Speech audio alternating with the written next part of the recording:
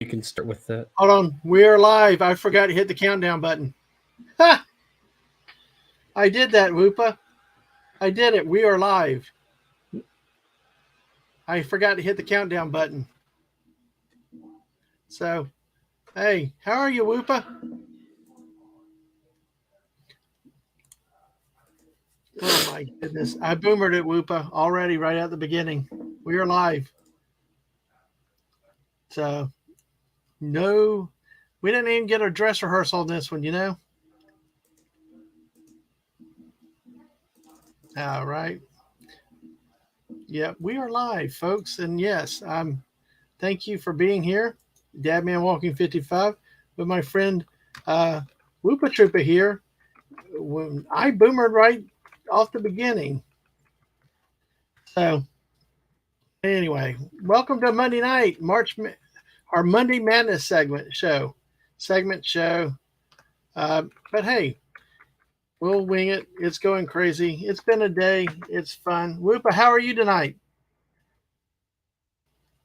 Or did I? Well, Woopah, you there? We're live. But hey, folks, welcome to us on our Monday Madness. Well, we're going to look at all things. Oh, hey, wait a second. Something happened. Hey, Woopah, you there? Yes, I'm here. Sorry, my StreamYard crashed. Well, don't worry. I didn't hit the countdown button. I hit go live. So we went straight to okay. Broadcasting. So it's a comedy of errors. But you know what? It's all good. We work it out. How are you tonight, Woopah? Doing good. How are you? Doing fine. Come off a 4-hour stream with Ramblin' Canuck with playing Axis and Allies, a game that we showed the other night on the show and tell, and it was quite a lovely stream, I will say, today. You got through a little bit of it, didn't you? Yeah, I was there for a bit. Yeah. So what'd you think of the game itself? I think it looks pretty fun. I like that you guys had to kind of work together and get try and it seems like it's a lot more in depth than a lot of the games I have played board game wise, like scouting out, finding the Philippines, like, oh, we got to go here quick, it's undefended, stuff like that. It's pretty neat. Yeah, it's like he said near the beginning, like equated risk to being like checkers, this to being chess. It's a lot more chess. I said chess. I can't believe that. But chess, it's a lot more involved, different strategy, more complicated pieces, things like that. So it's definitely involved. A little more to it than a lot of the other games. So, all right, hey, yeah, well, welcome. I'm glad you're here. Hey, wow. Let's see. We got people in the chat already, Woopah. Let me say hi, and then I'll go through the introduction again. Genitals. Welcome. Woo. Hello. It says glory to Woopstotska. Yes, glory to Woopstotska. All right. Well, welcome. Glad you're here. I've not seen you before, but hey, we love new people here. We love lurkers. Everybody else, just smash that like button and sub to the channel if you're on the YouTube side. And hello to Brian Hepburn. Hey, Brian, how are you this evening? Back for more after today's glorious 4-hour Fortnite. Gosh, everything's Fortnite. Axis and Allies stream. But hey, welcome here. And the great mod Jess. Hey, Jess, good to see you tonight. So we're having a lot of fun right now. We're going to move into some cool stuff tonight. Our series on Monday nights is Monday Madness, where we're going to take a look at men's college basketball. We'll look back at the last week of the regular season in both the SEC and the Big 12 conferences. Take a look around the country a little bit at top 25 and some of the others. And then we are going to preview the conference tournaments that are coming up this week, which then will lead into the NCAA March Madness National Men's Basketball Tournament. So that's what we're doing here on Monday nights with us. So welcome, everybody. And let me say hello to Courtney. Hey. Just saying hi, but I got Hey. to finish something before I can watch. I shared you out for now. Thank you, Courtney. Yeah, we're up to 152 subs, Courtney. We're moving up. I hope so too. You never know where we'll go when we get started. We may not ever stop. We're like a hurricane. And to the great input latency, hello there. Yeah, input's job is to get you to play in Fortnite again, Woopah. Oh, hey, there you go. No pressure, but welcome everybody. Make sure you hit the like button and you know sub to the channel if you haven't. And he's saying hello there, and Courtney is saying moving on up. Yay! Thank you. Ooh. All right, Woopah, Woopah. Yep. So, where we start? We start with looking back at last week. Usually, let's see what happened. So, how did things go? Your general observations, and then specifically in the Big 12. Yeah, here you can pull up the share screen. Mm-hmm. Things went pretty interesting. There were a lot of upsets. And input is right. I am a loser. Oh no. uh he's just messing around. But uh so there are two sets of games since last we met. Monday, on the day we had the stream, Baylor beat Oklahoma State. Oklahoma State was the home team and beat them, and West Virginia beat Iowa State, which is very good for West Virginia. Iowa State probably just worried about seeding at this point. They're Mm-hmm. definitely in. West Virginia is not guaranteed in, so them winning there was big. Um, Tuesday, Kansas, kind of close game to Texas Right. Tech, which is, I mean, Texas Tech is probably not making the tournament. Not guaranteed they won't, but it was kind of a surprising outcome. And we Yeah, had some more I of, saw the end of that game. That was kind of it was close back and forth. I mean, towards the end, but Kansas did what it had to do to pull away at the end. yep. And we had TCU upset Texas here. Mm. Um, there's only 2 points, and TCU was at home, but still kind of a little bit of a surprise. And not what's not surprising is Kansas State stomped Oklahoma. And that was pretty much to be expected. And then going to Saturday, everyone plays. Texas actually beat Kansas. Texas was at home, but they put a whooping on them. A pretty wide margin. So that was pretty big deal, especially after I mean, Texas losing to TCU. What was that? that's kind of a big spread considering Kansas was number 3. You know, I mean, you got upsets, and I know playing at Texas is probably difficult, but still, I mean that wasn't even close. Yeah, it was definitely a surprise, and another surprise, much to not happy for me, but uh, by pretty much the same spread, Iowa State kicked Baylor's butt at home. Baylor was at Mm-hmm. home and lost by 15, which is rough to say the least. Uh, good for Iowa State, not good for Baylor. Uh, West Virginia, this is another big one, and again, this is the Big 12, so a lot of these are closer, but still, West Virginia kind of a fringe tournament team, and Kansas State, ranked number 11. West Virginia beating them by 8, even if it's at home, was not exactly expected. And then, yeah, just keep going on the crazy upsets train. Oklahoma, of all teams, beats TCU by 14.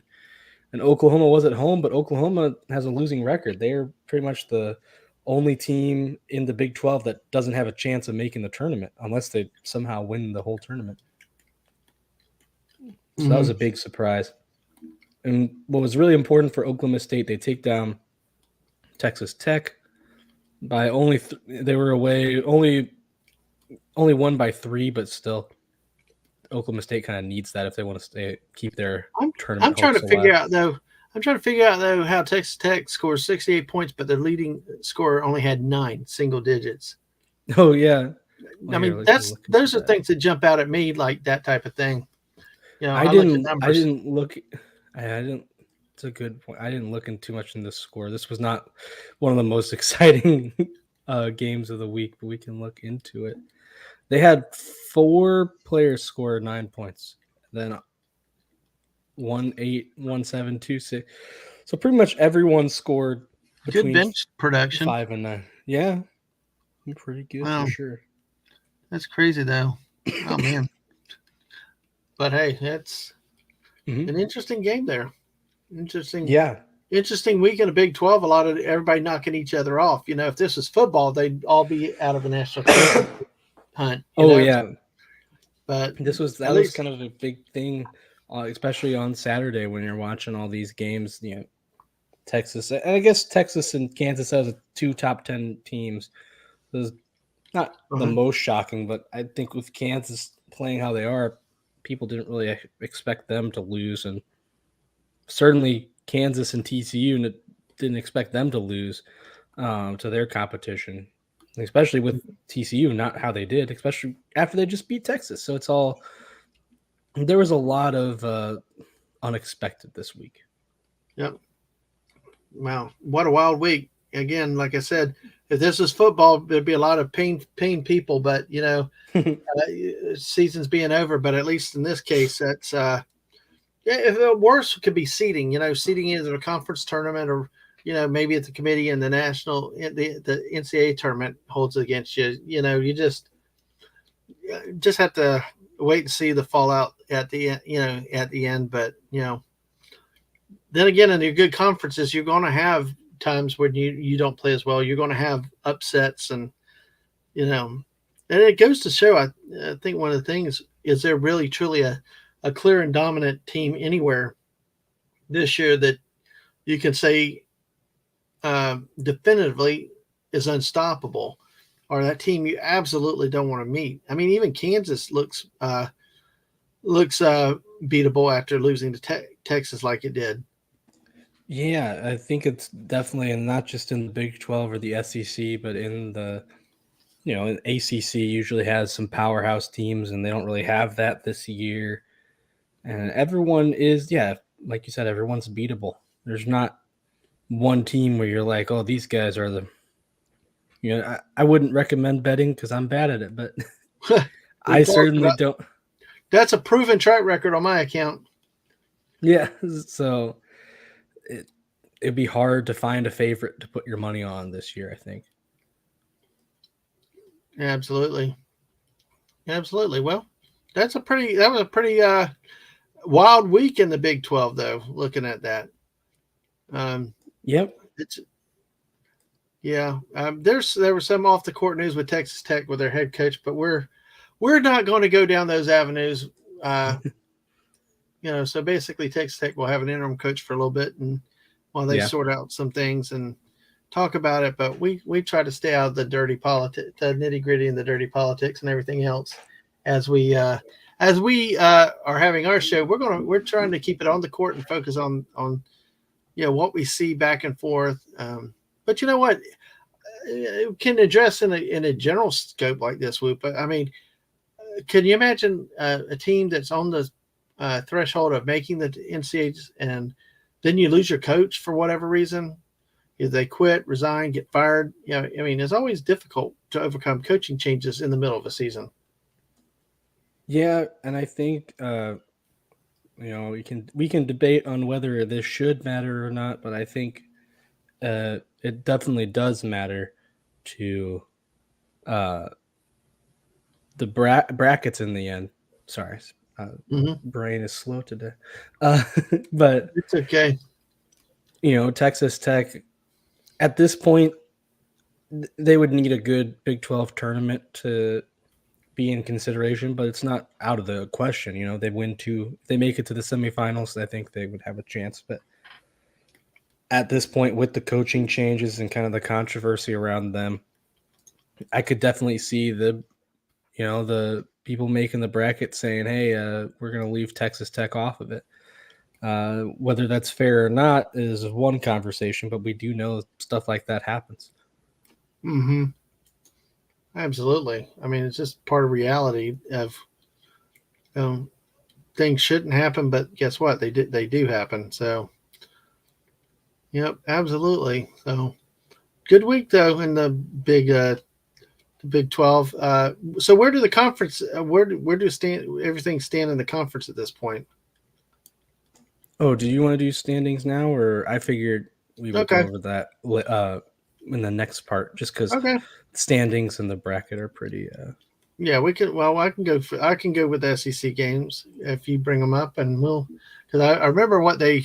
I remember seeing actually a good bit of the SEC action this week, so it was really an interesting week in the conference. Starting over on Tuesday. Give me 1 second. I need to do something real quick. All right.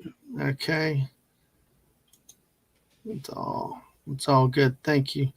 Yeah. As a let's see. Okay, because the game started on the Tuesday the 28th. Because remember the SEC plays on Tuesdays and Wednesdays, and everybody plays on Saturday.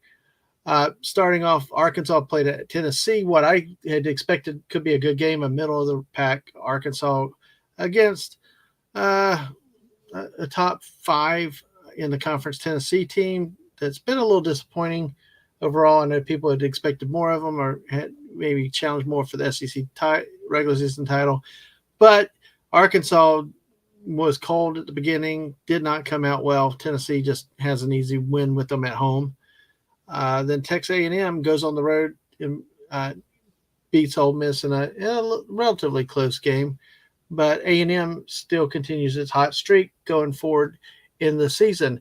At one point was one of the last teams considered to be in. Now they're top 25 and really on a pretty good roll right now. The Florida Georgia game, not quite a rivalry as like it is in football, but the game up in Athens, Florida pulled away pretty easily, got a good lead. Will Richard had 24 points for them. And Kyler, another freshman, had a big night also, as Florida, for once, seemed to have offense, folks. And when we looked last week, a lot of the problems with the Gators have been lack of offensive production during games, but they got hot against against the Dogs that night, even after they're playing without Nick Collinson, their big senior, who broke his hand. So the team's finding other ways to score at this point. And then South Carolina played at Mississippi State. Mississippi State wins a closer game than it probably should have been, but they win, continuing their push to try to make the NCAA regular tournament field, playing for seeding in the conference. And overall, coming out of nowhere, a team that at one point had no expectations, but has turned things around and really is pushing hard to make the NCAAs.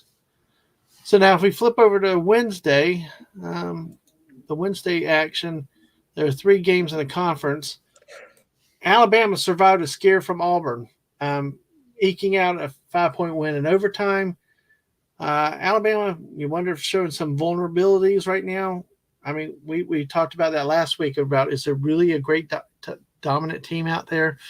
Kind of having our doubts about Alabama, somewhat based on history and results in recent years. But, then they struggle with the Auburn team. What's that? This is, I think, their 3rd overtime game in the last 5 games. Yeah. So there's been, even if they're winning, that's a lot of games going down. A lot of close games for a team that's second in the nation or first in the nation. One that's supposed to be favored in so many games going down the road, or expected to be a high seed. You remember those years with Duke and UNC and those really high seed, those dominant teams, Syracuse, all them. Yeah, they were winning going away quite often. But you normally say sometimes in conference games things can happen, like we saw in the Big 12. But still, Auburn's not that good, and Alabama was a tough call, tough matchup there for Bama. So then Vanderbilt went on the road to Kentucky and beat Kentucky. At Kentucky's last second shot fell short. A great win for Vanderbilt on the road to help their resume.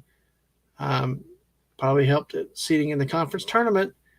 And then the last game on Wednesday night was Missouri Tigers at the LSU Tigers. So we got a battle of Tigers, and so Tigers both won and lost. But the boys from the Show Me State took the win home against a very, very bad, or at least bad record-wise, LSU team that's only won 2 games in the conference this season. Yeah, and this one was a little. I don't know if you watched this one. It was a little closer for comfort. Mizzou was getting beat pretty badly at the half, and finally in the second half, kind of got their butt in gear and ended up taking the lead. So, well, and Missouri was at least on the road. I'm going to talk about that on Friday on the Saturday's game in just a second. And you put latency, play both teams, and you always win, but always lose. There you go. That's true. That's the way to hedge your bets, in a sense. So, hey, now his brain hurts. No, your brain hurts when it was like in our football stream with Clobby when the NFL had that potential coin flip situation for the playoff determination. Oof. That had so many different possibilities. It was beyond ridiculous. Talk about brain hurt. Like taking a gallon of ice cream, eating it at once, and your brain just locking up. So, but hey, so that's Tuesday, the weekday action. Some decent games. As we move into Saturday, the last full slate of conference games, we see, we see some change in here, some interesting surprises. Auburn upsets Tennessee. Tennessee goes on the road, loses by 9 to Auburn. Auburn had pushed Alabama the week before, but then look at what happened. Texas A&M at home upsets number 2 Alabama at home. And what was a close game, then there was a turnover near the end, and A&M expanded the lead. So, all those close games finally caught up to Alabama again. But they'll still go in as the conference tournament riding high on top of the league. Arkansas, Kentucky. Kentucky goes on the road, beats Arkansas fairly handily. Again, Arkansas expected a little more out of, didn't get it from. Georgia went on the road to play South Carolina, battle of bad, relatively mediocre teams, and South Carolina gets the win in Columbia. Followed by the Ole Miss Rebels went to Missouri, and Missouri pulls this win out on the road. At home. And so, the middle pack of the SEC kind of just beats each other up, and really no real surprises at that part. You talk about late starts, Woopah. LSU went on the road to Florida. LSU was leading well into the second half. Florida was struggling. And then with about 10 minutes left in the second half, Florida's offense went on fire. Riley Kugel had 21 points. I keep calling Chris Richard. It's an old former Gator. But Richard for the Gators also had like 16 to 20 points. He got on fire. So basically in the second half, what was an LSU lead became a Florida walkaway. And I tell you, if the Gators could get some offense, you never know what they would do. But then again, what team does that not apply to? If you get the offense, you can generally stay in games or actually win sometimes. The Kugel was like hot. It really was one of those nights with the 21 points. Started bombing threes. It's really one of those things that's frustrating that the Gators could not do this earlier in the season. But as you see, Florida outscored them. Let's see, 50 points in the second half. So the Gators came alive in the second half. Mm-hmm. And the 3-point shooting got hot too for the Gators. So it's 40% from the field, pretty good. Yep, absolutely, 40%. Let me see, do something wrong here.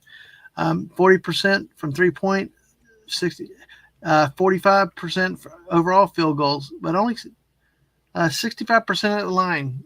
That's going to be hard for a team in conference play. You need to hit your free throws.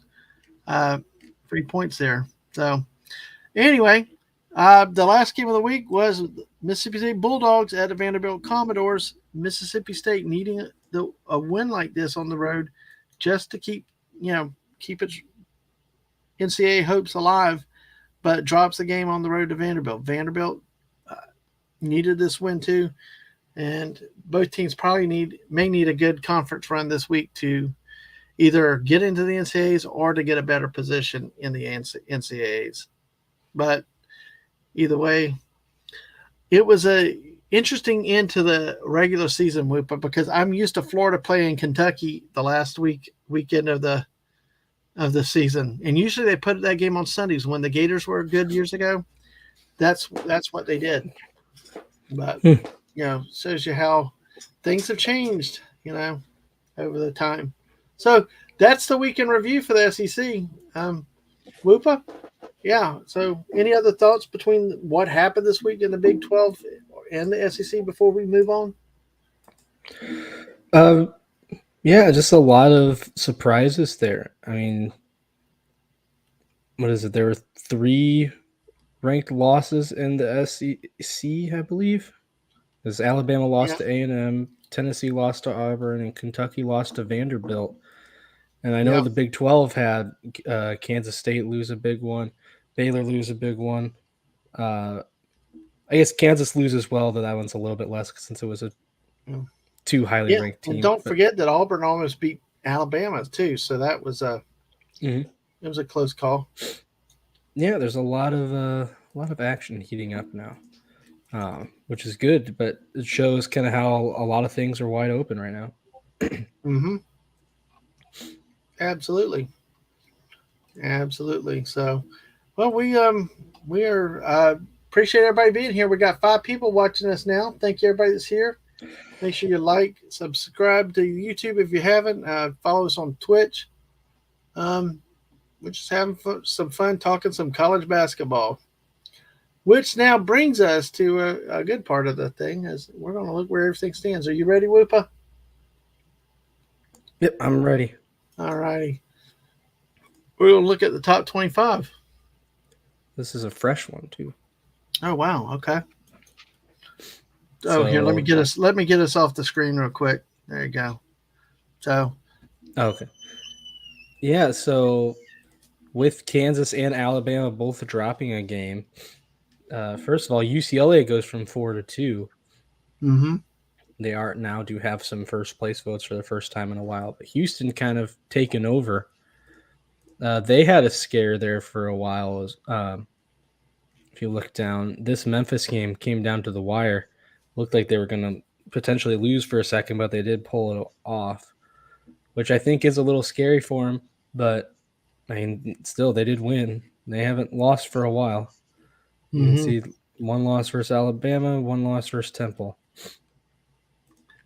Um, we've already talked about these guys. Kind of look at UCLA because I haven't been Right. watching the Pac-12 too closely. They're pretty much the same boat. They haven't lost for a long time. Just beat number 8 Arizona, who's kind of fallen off a bit by 9 points there. So that's a big one. Mm-hmm. These top things keep getting in the way. You can see Texas moved up 2 while Baylor moved down 3. Kansas State dropping 1. Let's see. Tennessee dropping 5 with their loss, while A&M goes up 6. Well, that's pretty big, probably deserved. Kentucky stays the same. TCU stays the same. Missouri makes their appearance on the top 25. I know that's something that a lot of people were looking for, at Mm-hmm. least around me. As far as other guys getting votes, Iowa State gets some votes.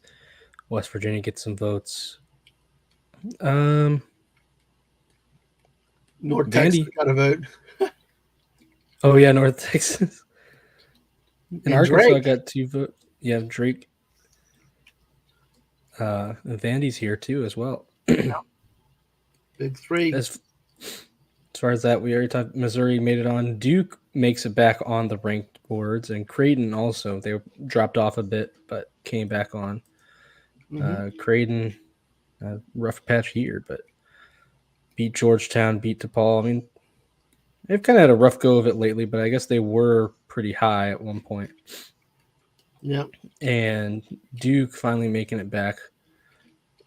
They've been doing pretty well so far. Then again, some of these wins are a little less impressive than they used to be. North Carolina not having a good year. NC State, and both of these were pretty close, uh, winning by 5, winning by 4. So, kind of interesting to see how that goes. Yeah. Some of Uh, those names like Syracuse. No, you're right. It's like not what it used to be. It's kind of weird to say that. yeah, you have Xavier here. Well, them real quick. So Xavier, UConn, and Indiana. That's what I'll pull up.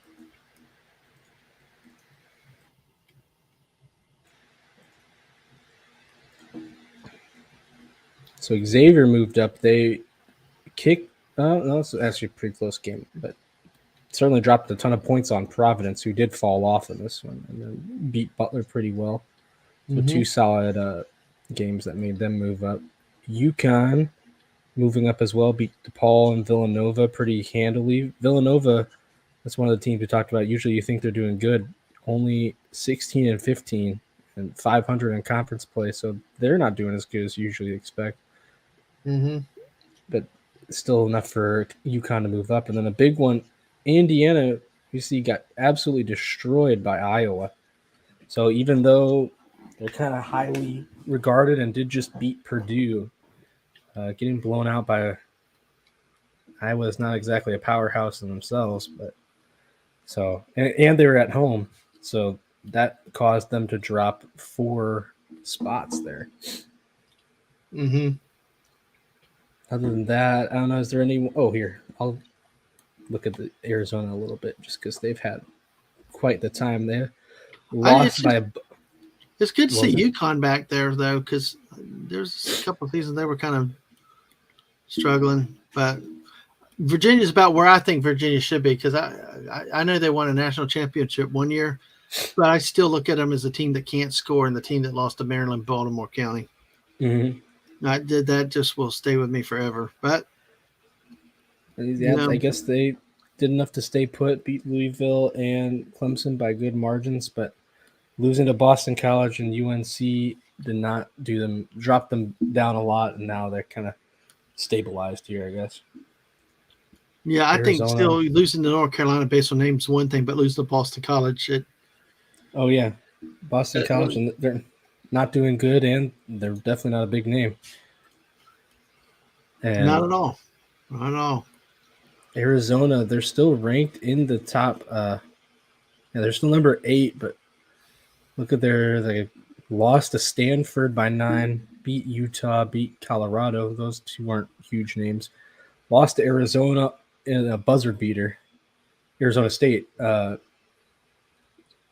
beat USC by 6, and then lost to UCLA by 9. Now UCLA now the number 2 ranked team, but still not a great stretch for Arizona. And I'm kind of surprised to see that they're still in the top 10 with that kind of pretty rough stretch of basketball.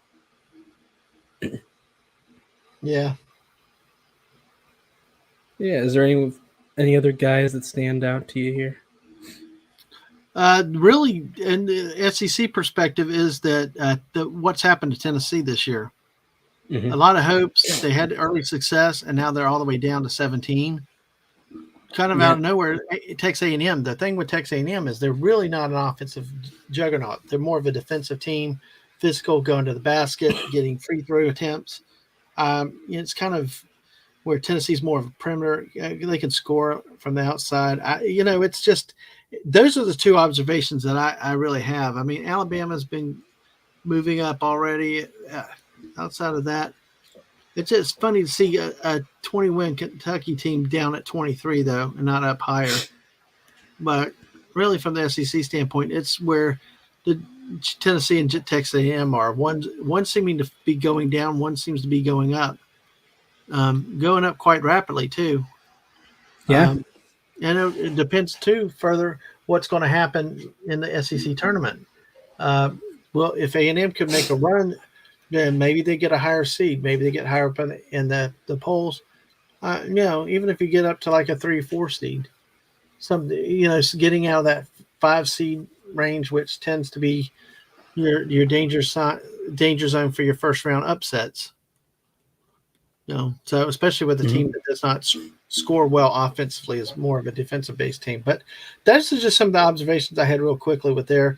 Good to see Missouri in there, so that gives the conference 5 teams now. Um, Yeah, Alabama. Uh, yeah, but Alabama, hey, Tennessee, Texas A&M, Kentucky, and Missouri. yep, And then Big 12 has Kansas, Texas, Baylor, Kansas State, and TCU. So each have 5 in the top 5. yeah, absolutely. Well, that's kind of funny. I mean, I would have thought the Big 12 might have had more than the SEC, but you know, it's that's all opinions. So if you look down Iowa State, who got votes? Iowa State got votes. Iowa Uh, State and West Virginia here. yeah, Vanderbilt and Arkansas got a couple, not nearly as much as West Virginia or Iowa State. So Surprised Arkansas got some, but Vandy's been playing pretty well lately. I wish I could click on them here, but yeah, they've they been getting have. a lot of wins. Yeah, And you see, they have been doing that. Let me see with Vanderbilt. The going down Vanderbilt actually, that's one of the teams to look at because they beat Kentucky, they beat Florida the other night at home. Vanderbilt's in the top half of the league. They probably are in the tournament, but they're at 18-13 though. That's kind of a strange record. They're 11-7 in the conference, so they've won 3 in a row. So it's just really weird to see a team like that and that high, that only has 18 wins. yeah, But it's interesting to see. I think it is just because, like you said, they've kind of elevated their play in the conference. Uh, I think a lot of the conference play probably plays a lot more. mm-hmm. Especially with the SEC having 5 ranked teams. If you're winning those, and they did beat one of the ranked teams right now, you're winning those games. That's going to get you some uh, recognition more on the rankings. Yeah, and like I was saying right here, you see Vanderbilt here at 11-17, 18-13 overall. Auburn is not ranked, but they're 2 games better than Vanderbilt. But they're not getting any first place votes. Here's the story here: Mississippi State Bulldogs at 2011. Uh, they were see, it would be 12-1 out of conference. So probably if we looked at the schedule, would not be a very great schedule there. And then of course South Carolina, Ole Miss, LSU might as well just write them off. Georgia on up looks like they're NIT type bound teams. But the question is how many? 2, 3, 4, 5, 6, 7, 8. I've heard talk of 8 SEC teams making the field. But if that's the case, then who gets in? Mississippi State or Arkansas or Auburn? Which combination of those actually get into the game, into the tournament? So, so Yeah, that's I think I've heard up to 9, but a lot of that will depend. I think the way that conference tournaments go, it's going to be hard for any conference to get more than 8, just yeah, because the only way to, at this point, the only way to set yourself apart is to win in the tournament, and if you're winning, someone else is losing. So yeah, absolutely. Absolutely. So, how do things sit in the Big 12 then? Now we've looked at the SEC, we looked at top 25. How do things look in over in the Midwest?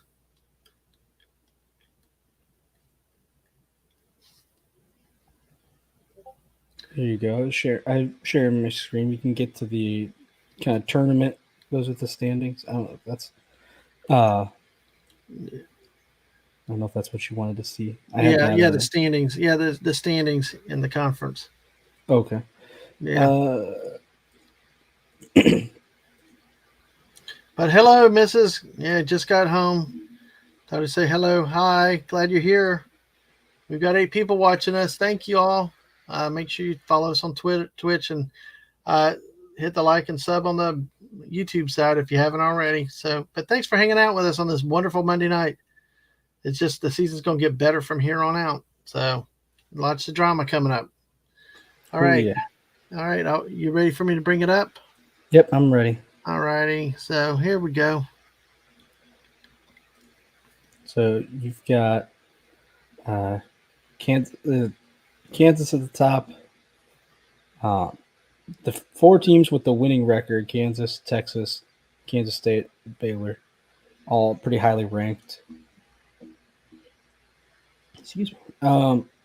Got Iowa State and TCU both holding on here, kind of the 500 range. Mm-hmm. Um, TCU obviously ranked and hit that 20 win mark. Iowa State is a little bit behind, but both having the same conference record. You kind of get to I'll just say two fringe teams because at this point I don't think. At one point there was possibly 9 Big 12 teams. At this point I don't think Texas Tech has a shot. But Yeah. I mean, and they've lost 3 in a row too. Looking at that.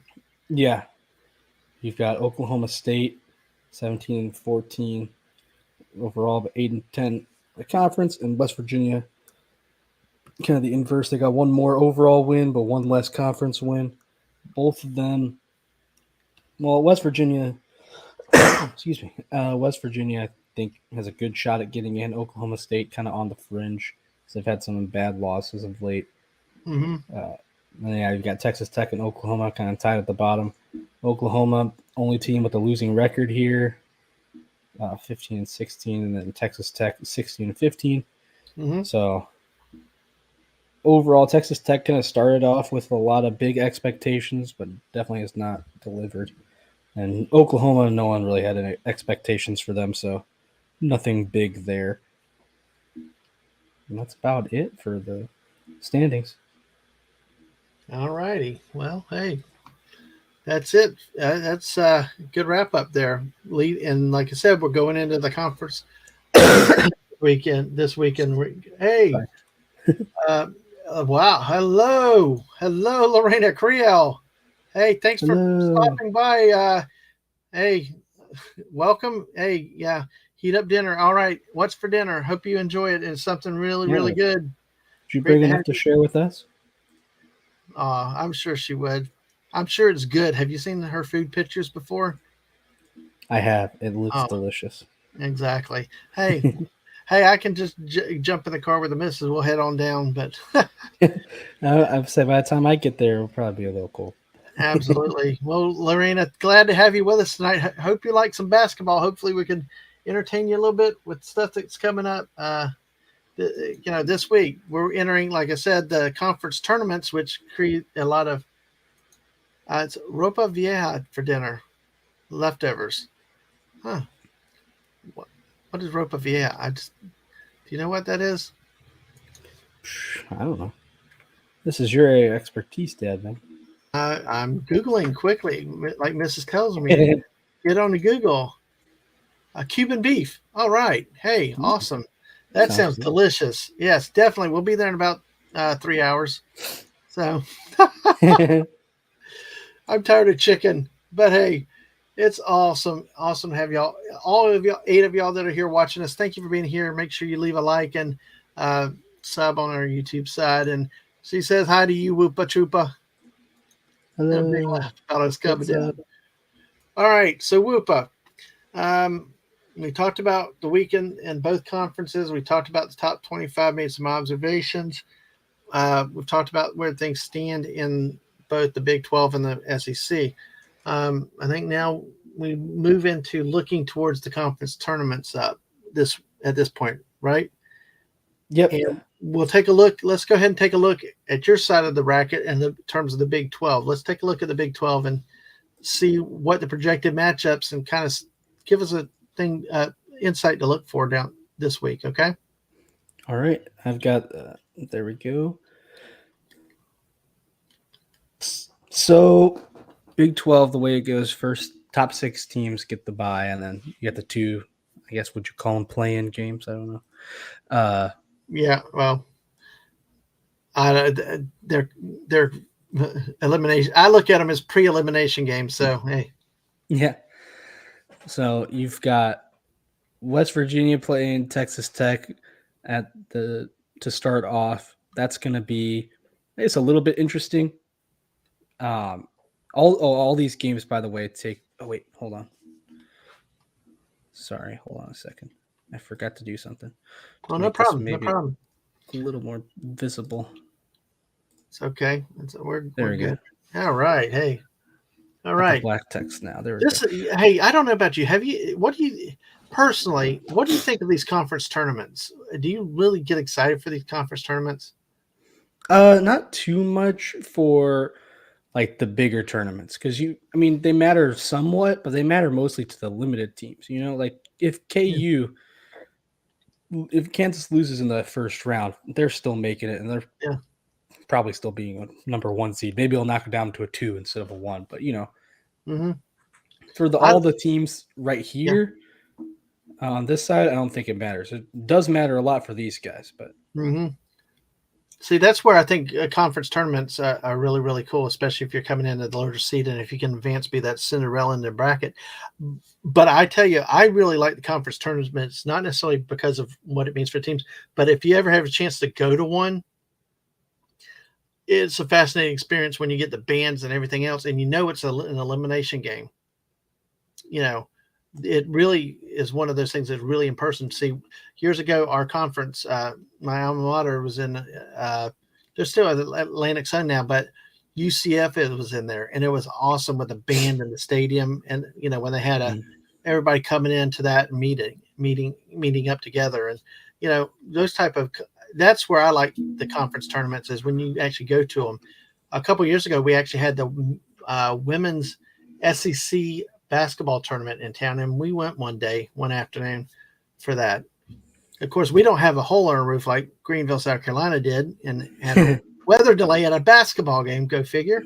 So hey, let me say real quick to Daisy, hi. Hey, you're here exactly on hello. time, like Gandalf the Wizard says. I think every human has known me call me today. Well, we can call you up too, but hey, sit back, relax, have some fun talking some basketball with us going forward. Okay, Woopah, Big 12 tournament. I'm sorry. Go ahead. Oh, no worries. Yeah, and I agree with you. I think the smaller tournaments are a little more fun. We had the Missouri Valley Conference come into town. I didn't see them this time, but it can be fun to kind of see those. And those tournaments really matter because, like I was saying with the Big 12, a lot of these teams are getting in no matter what. But with those smaller conferences like Missouri Valley or Atlantic Sun, you've got to win your tournament if you want to make it in. So every one of those games is a major playoff game. So I think Mm-hmm. the environment of those tournaments are a lot more fun than say the Big 12 or the SEC, I'd say. But to get with that, yeah, West Virginia and Texas Tech, that could be an interesting game. West Virginia is, if West Virginia wins this game, they're definitely in the tournament. If not, hard to say. Texas Tech, I don't know. They might have to win 2 games to get in. And then Ohio State and not Ohio State, Oklahoma State and Oklahoma, the Oklahoma showdown. Oklahoma State should win that either way. Well, Oklahoma State pretty much needs to win to kind of secure that spot. If they lose to Oklahoma, they're not making it in, but Oklahoma's not making it in no matter what. So they're kind of out of luck there. All of these games are taking place in Kansas City, by the way, just in case you're wondering. So, no home or away, I guess, unless you're one of the Kansas teams. But even, they're not playing it in, Oklahoma State doesn't have a home game, if you know what I'm saying. Mm-hmm. And you've got the two Kansas and UT get kind of the not bye weeks, but they're the ones that play whoever played in the play-in game, since they're the first and second seed. And we've got the third and fourth seed, Kansas State versus TCU. I got their little horned frog logo. I love the horned frog, even if I don't like TCU. That's the battle of the purple teams. Interesting to see how that goes with TCU beating Texas and Kansas State losing to Oklahoma, right? If I'm no, was it Oklahoma? I know Mm-hmm. I forget Yeah. already, but Kansas State Oklahoma. just lost. And then we have a rematch above, Baylor versus Iowa State. Obviously, that one just didn't go in Baylor's favor recently, but they get a chance again to, make a case for a higher seeding. So Mm-hmm. that's kind of the rundown there. Mm-hmm. Hold on a second. Didn't want to cough on stream. But Okay, you're yeah, good. it looks like for the most part, all these. Yeah, can you hear me? Yeah, can still hear you. Go ahead. Can you hear me? Okay, Yes, I can hear you. sorry. But yeah, these six teams are pretty much already the six teams that get a bye don't play until March 9th. Pretty much all good. Two teams on March 8th. It's gonna be like Oklahoma, unless they win the tournament, is not gonna make it. Texas Tech gonna have to make some noise in order to make it, but Oklahoma State and West Virginia probably in their best interest to win. I think West Virginia could get away with losing, but definitely not ideal. Oklahoma State, I think if they lose in the first round, they're guaranteed out. So interesting to see on that front. Overall, I think you're probably going to see Kansas take it. Mm-hmm. They usually do. They're pretty good at the Big 12 tournament. Got a long history there.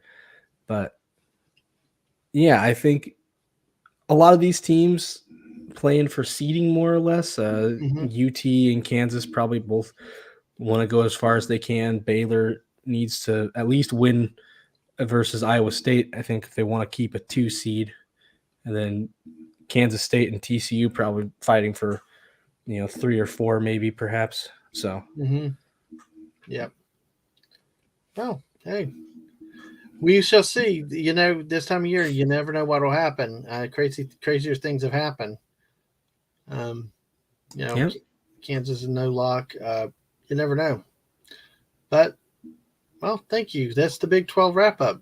Hey, yep, and it's interesting they play in Kansas City though. So, but there's yeah, still neutral site games. But you know what? At least it's very centrally located. So yeah. Centrally located, and I mean it's close by to Lawrence, and I forget where Kansas State plays, wherever the heck they play.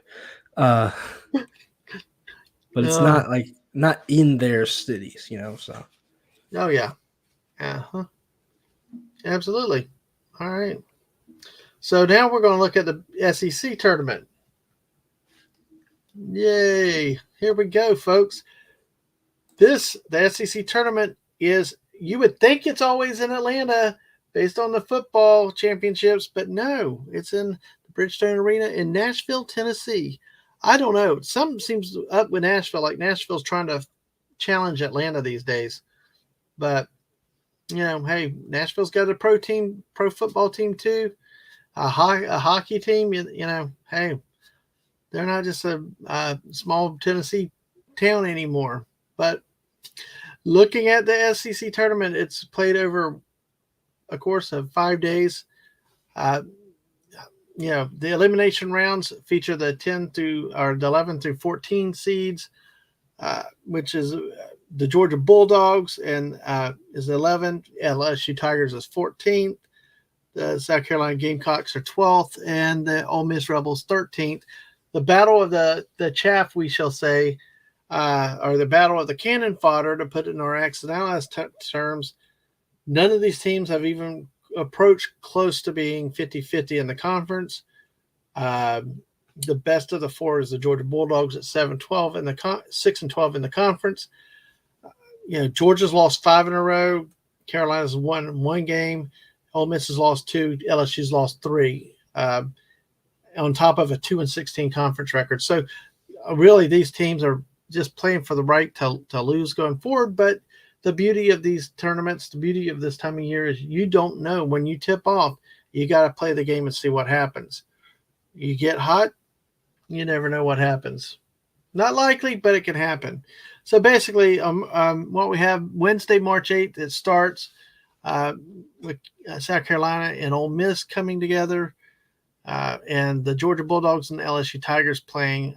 So we got 2 games on Wednesday. Thursday, it moves to a full slate of games with the winners of the March 8th games advance. The winner of Carolina Ole Miss plays Tennessee. the winner of Georgia LSU will play the Vanderbilt Commodores, um, which then, of course, then you've got your other top 4 teams, which don't play until March 10th, which they refer to as a double bye. Basically, they Mm. get buys for 2 rounds. So it starts And with I just Alabama. realized I What's I that? accidentally I just realized I accidentally put, Kentucky and Mizzou in the wrong, I mean, they're in the right s r I should have put them 1 down Uh, instead. I it's accidentally okay. It's okay. It'll all be it all works. It's good. So so basically, we'll just shift them down. So then basically, they come through. Alabama's the top seed, in A&M is the second seed, Kentucky's third, and Missouri are the fourth seeds. So on Yeah, March 10th, Missouri, that was a big clinch 'cause, mhm, uh, Tennessee losing to, who did they lose to? to Auburn. To Tennessee lost Auburn. to Auburn. That Yeah. and then Mizzou beating, Ole Miss secured Mhm. it for them. That Mizzou got the bye. That was a big talk of the Yeah. town. Yeah. Well, yeah, because I tell you, if you go back to look, uh, Missouri, Tennessee, and Vanderbilt all finished 11-7 in the conference, and that difference made it from automatic a double bye to uh, having to play one more game in the tournament. So, but then okay, as you mentioned, that it fixed that. So then basically, the Carolina Ole Miss winner plays Tennessee. Then the Tennessee Carolina winner would play Missouri, while the Gators Mississippi State winner would play Alabama. Then let's see, Vanderbilt would play the winner of Georgia LSU, and then the winner of Vanderbilt would that game would play Kentucky. Auburn plays LSU, Arkansas, and that winner plays Texas A&M. So that's you would be your matchups on Thursday, March 10th. Um, so it's kind of funny with it ending on the 12th this time. But yeah, we've got a great tournament that's coming up here with the seedings and looking at the matchups. Um, so I'm sorry, the 10th is Friday. 10th is Friday. March 11th would be Saturday, so all the winners would advance, and then to the championship game on Sunday, March 12th. And I believe it's one of the last conference tournaments to wrap up. So then, before the March Madness reveal show that comes out that night on usually CBS, and we get to find out who made the NCAA tournaments, who didn't make the tournaments, who's mad, who's left out, who's sad, who's crying. All the drama that comes with it.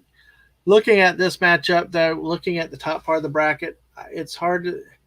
It's really hard to see. I really expect Tennessee to get past Carolina, Ole Miss. I still think Tennessee probably will be outlast Missouri to move up to the quarterfinal round. Gators probably will probably not do much with Mississippi State unless, like I said, the last 2 games the Gators offense has gone crazy with the play of 2 freshmen. If the Gators can get offensive output like they have the last 2 weeks, they could beat Mississippi State. But odds are good that they're probably going to lose to Alabama, and that the season ends there. At least a 1 win can get them an NIT berth, which might be saying something for this team. Mississippi State, on the other hand, could use beating Florida to help increase their resume in order to make the NCAA field, because assuming they lose to Alabama, they would be 21-12. 20 wins don't always guarantee you a berth like it used to in the NCAA tournament. Um, I think the intriguing matchup is when Vanderbilt plays Kentucky, though. We just had the upset of Vanderbilt at Kentucky, and this neutral site, who knows what will happen with this game. That's the one wild card I see there. I would tend to give Kentucky the edge just based on history. Auburn plays Arkansas. Either one could win, but probably either one will lose to Texas A&M. So you're probably looking at Texas A&M, Kentucky, Alabama, Tennessee in the quarterfinals. that I could see Tennessee outlasting Alabama though. I'm not convinced this Alabama team is for real. Tennessee does have some talent. They just underperformed this year, and I think Texas A&M's defense is solid to come out of the bottom of the bracket. So I'd say I'm going to limb with Tennessee versus Texas A&M for the championship, and I'd say Texas A&M will win the SEC tournament this year. So at least that's my Ooh, guess for now. Yeah, defense. I am a big believer in defense. I know I talked about the Gators' offense, and yeah, but I am more of a defensive minded basketball guy. Rebounding, blocking out, and solid defensive effort can overcome a lot of offensive shortcomings. Not completely, but the difference is when you're a team that's streaky that lives on 60, 50, 60% shooting and you go cold and you can't adapt, this is not a time of year to go cold, because then you end up going home pretty quickly. So, yeah, we've seen that in the NCAA or in the NBA, where teams kind of they rely on that like 3 point shooting or hmm high powered offense, and then someone's not feeling right that one night, and that's all it can take. and like I said earlier, with A&M, not just with their defense, but their attacking team, they attack the basket. They force teams to play defense, and they get to the free throw line a lot. So, and this time of year, that can, I mean, not only foul trouble, but you get the free points at the free throw line. So, but Yep. that's where I think with the SEC. And you got any thoughts on the SEC before we take a look at the projections at this point? No, that was pretty much all I had. Um, I didn't have much to add. I was actually going to pick A&M to win. I don't think I was going to have it the Alabama. I think if I would have picked I would have picked probably uh, Tennessee, Alabama, Vandy, and A&M. But I figured out of that, probably Mm-hmm. Texas A&M. I think would take it. Yeah, I it's going to be interesting to see what happens. That's what's so lovely about this time of year. So I'm just not sold on teams like Missouri or even Alabama. I'm just not. But hey, we got to see what happens. All right. Yep. Now, let's see. Well, I'll pull that down. And so we'll go on to the next segment of our show. But hey, listen, we got 10 people watching us now. Thank you. Thank Woo. you, everybody, for hanging out with us. So, all righty. All right, Woopah, we ready for the next segment? Yep, I'm ready. All righty. Well, let's see here where we go. Talk to us about a little bit of this, Woopah. So this is there's already 5 tournaments that have ended. So these are the 5 that they're already done with, who and securing the automatic bids. Uh, some of these teams you probably heard of before, maybe not like household names, but like UNC Asheville has been around a couple times. Drake, you've certainly seen before. I'm guessing this is why they got the bid was that one vote on the top 25, which is kind of funny. But uh, this is mostly like, especially the first 3. Number 1 Kennesaw State, they were the top team in the country, Well, and one they're not thing in the about country, that, in their conference. Sorry. yeah, one thing about that tournament, because that's where I'm at in the Atlantic Sun tournament. We got 2 teams in town here that are Mhm. Atlantic Sun. What is odd with that small conference? It's one of those conferences where they don't play at a neutral site. The tournament, they end up, based on higher seed, gets to host a game. Hmm. And it's sad. I don't like it. I wish. I mean, it is spread out a little bit geographically, but there's still something about going to a neutral site and having the teams travel to a neutral site and have some fun. But and a lot of these other ones, the same thing happens. The conferences don't invest in uh, one big party in a city. They just have them travel like it's any other road game. So I just thought I'd throw that out there. Weepa, sorry. No, no worries. Um, Sorry, and then yeah, UNC Asheville. They were the number one in the Big South. They made it. I, they've made the tournament a few times before, so I'm not a big name, but popular enough. Missouri Valley, Drake ended up winning that. The Drake Bulldogs. Northeast. This is interesting. This final actually hasn't taken place, but I'm guessing maybe this came from the controversy I know you were talking about last year with Atlantic Sun champion not getting into the tournament because Mm-hmm. they weren't eligible. Um, their final is between who is it? Merrimack Warriors, who are number one seed, and Farley Dickinson, who are the number two seed. But Merrimack is not able to uh, play in the tournament for whatever reason. I'm guessing it's because they're new, but I don't know for sure. But because of that, no matter what the result of that game, Farley Dickinson is going to um, be the nominee from the Northeast Conference. Oh, here's because see, I don't understand how it happened. NCAA rules forbid teams from playing in the tournament in their first four seasons in Division One. That's what it is with Merrimack. It's in its fourth season in Division One. But what I don't understand, and maybe it was a conference rule that I'm trying to look at really quick to see why in one conference they lost the automatic bid, but then another conference it they give it to somebody else by default. Yeah, it's just it's crazy though. Woopah. I mean, but yeah, they advanced. Good for them. But it's kind of crazy how that happened. You know, you fight all season, have an automatic berth. That's the only way you get a team in, and not have a team in because of a rule like that is just insane.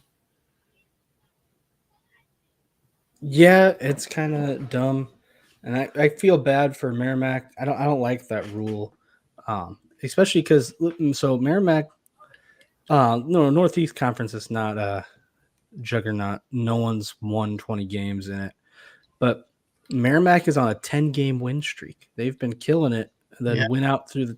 I mean, I guess the final hasn't happened yet, but pretty much winning out, really coming up clutch.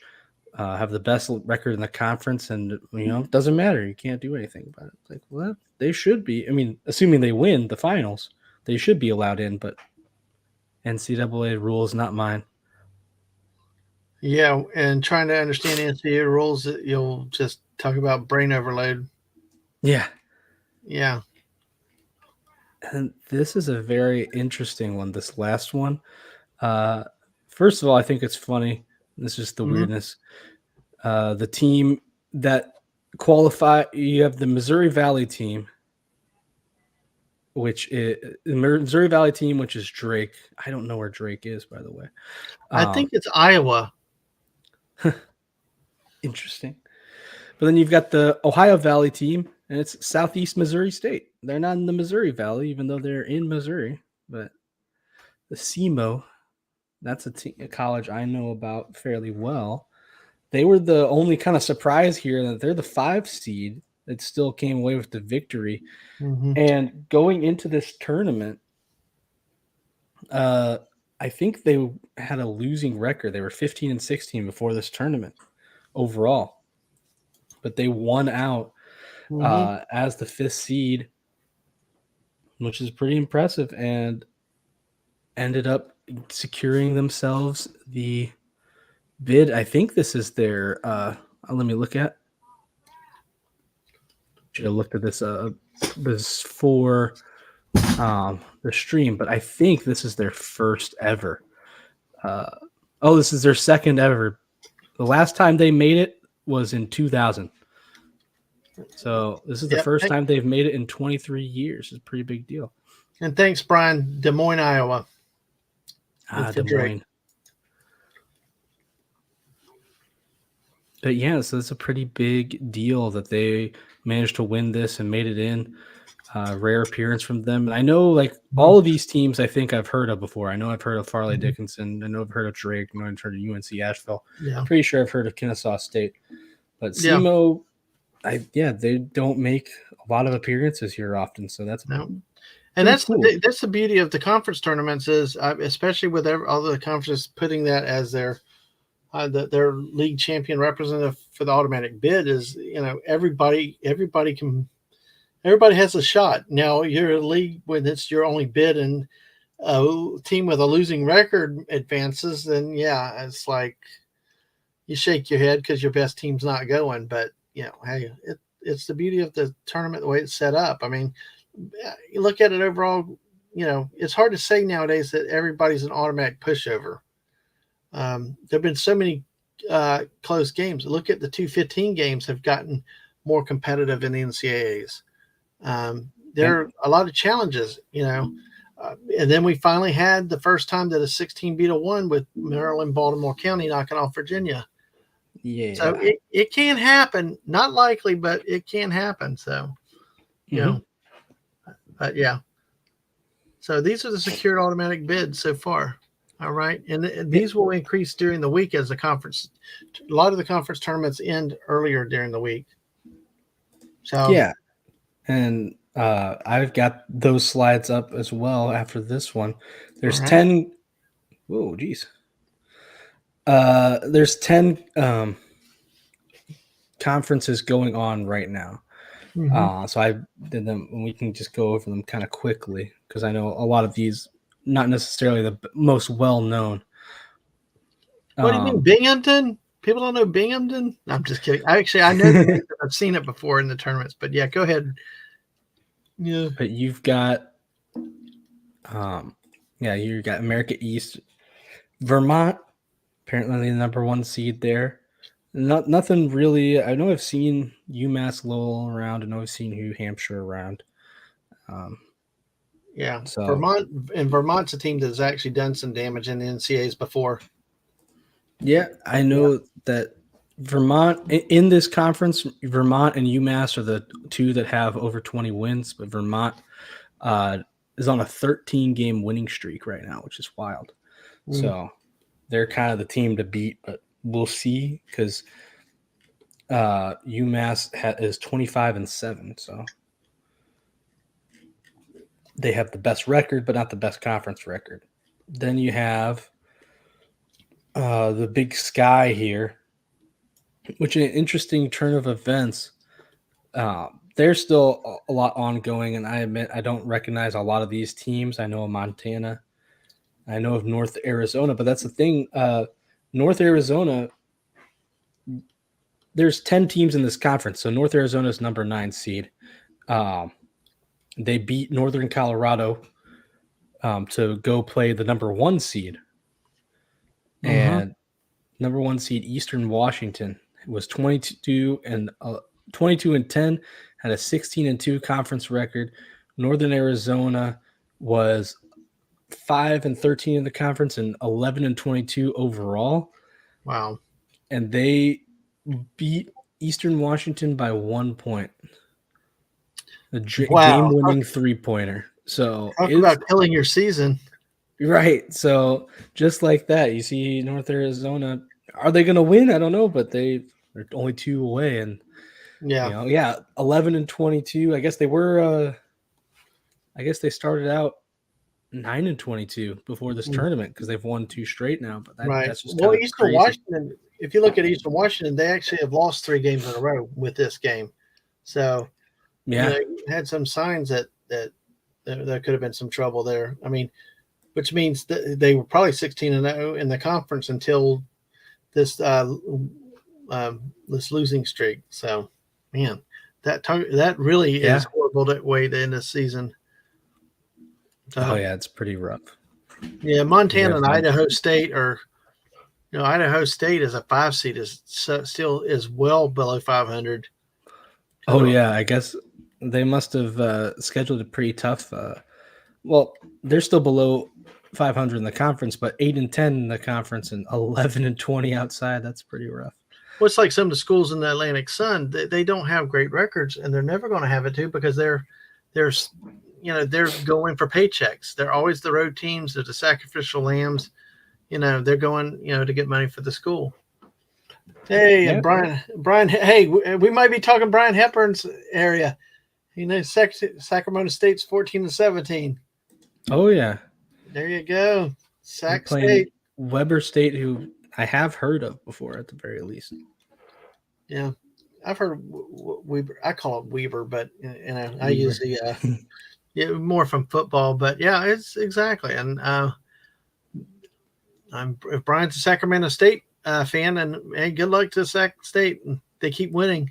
They've won one game in a row, and Weber State has won two in a row. So, but at 14-17, and Weber State 17-14. It's just looking at the numbers in terms of records.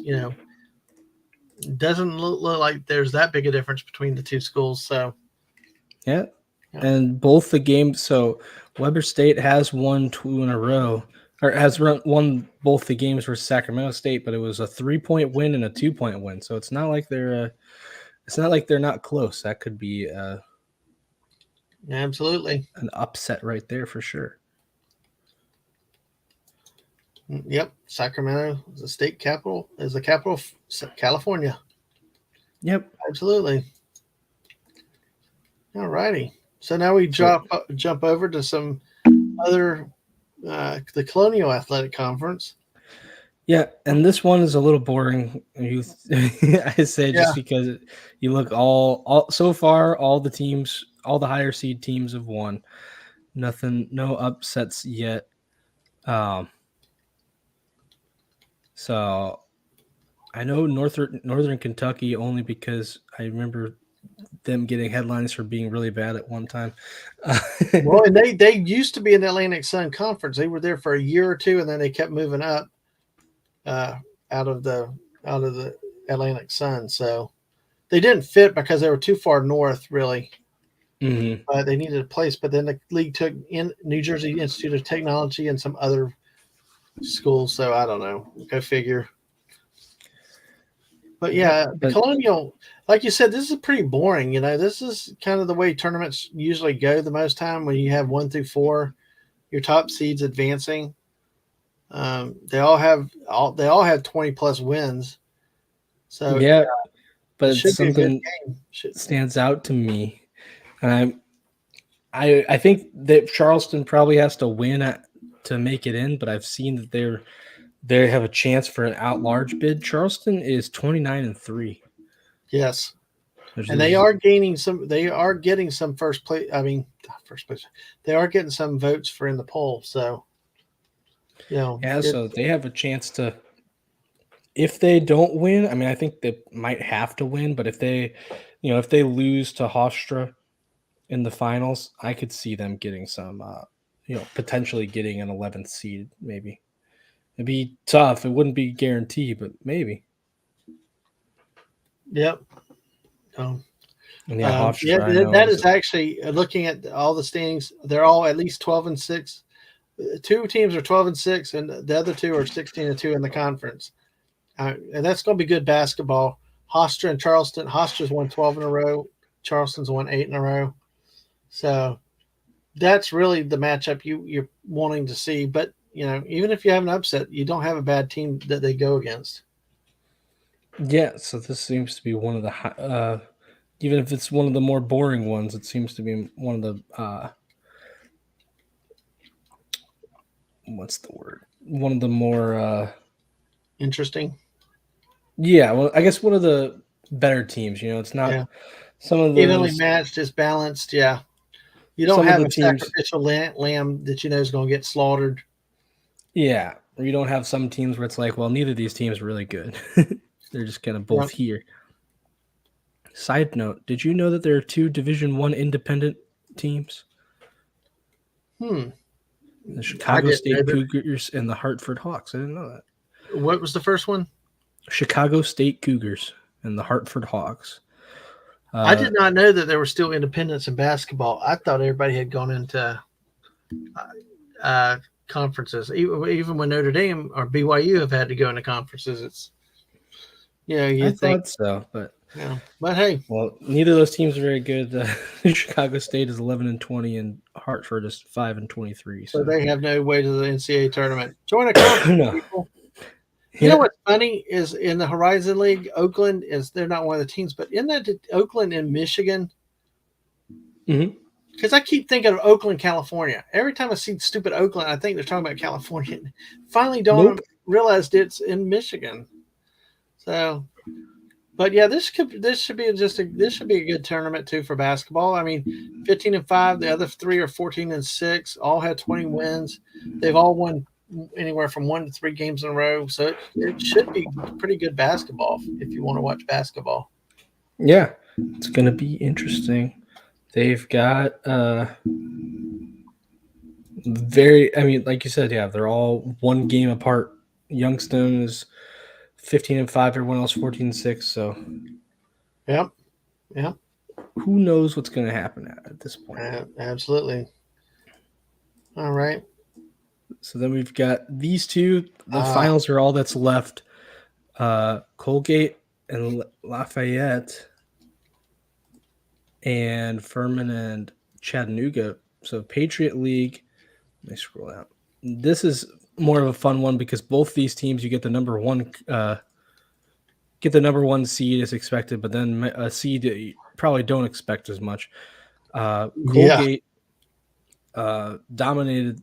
They're 17-1 in the conference, 25-8 overall. Um, Lafayette was And have won 11. 8 games in a row too. By the Oh yeah, yeah. but Lafayette, um, which another thing being confusing. Lafayette, I'm always thinking of, University of Louisiana Lafayette, but Yeah. this is Lafayette of Pennsylvania. Right. They are 11-22. Them and So Lehigh. I remember them and Lehigh went together. So, but yeah, I mean, it's a 7-11 in the conference, 11-22 overall. yep. I So mean, it's just this looks like it should be pretty much over pretty quick. So, but yeah, I you guess never know it though. does kind of seem like it, and the Colgate seems to be a class above everyone else in this case, but who And it's knows? not, and it's not even close in this league. The next best team is Navy at 18-13. So, Yeah. yeah. So I would be shocked if Colgate doesn't win this one, but who knows? Hmm. And then Yeah. you have over here the Southern Conference, not to be confused with the Southeastern Conference Yep. or the Southland Conference or the Southwestern Conference. There's so many Souths over here. This is just the plain South. Uh, you've got Furman versus Chattanooga. This is a little interesting. Um, Furman is the best team. They actually tied for the lead in the conference, but I guess one based on tiebreaker. But overall, they have 26 wins. The next closest have 21 wins. Um, Hmm. but this is a little bit more. It's a little bit more parity in the sense that there's in the Southern Conference. There's 3 teams with 20 wins, and even though you look, Furman is 15-3 in the conference. Chattanooga is 7-11. Despite being the number 7 seed, they're still 18-16. So had a winning record. And if you look at who they've beaten to get here, um, they beat the number 2 seed, Sanford, and beat Wolford by 12. So, it's not like they just kind of got lucky. They've beaten a 21-11 team that had the same record as Furman in the conference. So Yep. maybe a little bit more chance for an upset there. They're not too far apart, and they played well against good teams already. So Yep. Yeah, it's funny looking at Southern Conference. I recognize some teams that have been in the Atlantic Sun. Sanford had been, uh, Mercer had, of course, Wofford is interesting because we saw Wofford here a few years ago when they made an appearance in the NCAA regionals. That was the first rounds. It was quite interesting to watch them and their crowd come down from South Carolina. But hey, couldn't yeah, win. But hey, yeah, it's a Southern Conference. All right. We got any more pending at automatics at least this they tried. point? Yep. Yeah, so we got 4 more. All right. We can kind of go through these if this ever I like loads. this. I like taking a look at these little My schools too. These logos little are small going conference. slow. Oh. Mm-hmm. I guess Wow. logo Okay. overload.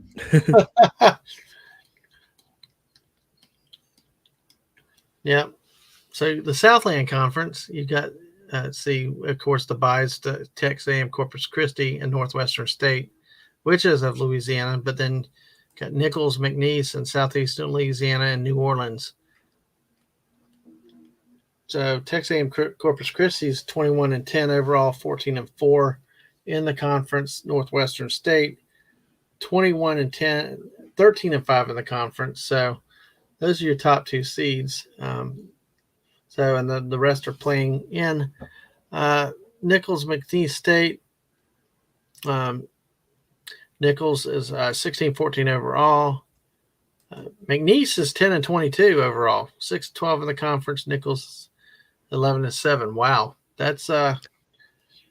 well, that's kind of I mean, that's again that goes to point out what happens this time of year, Woopah. Mhm.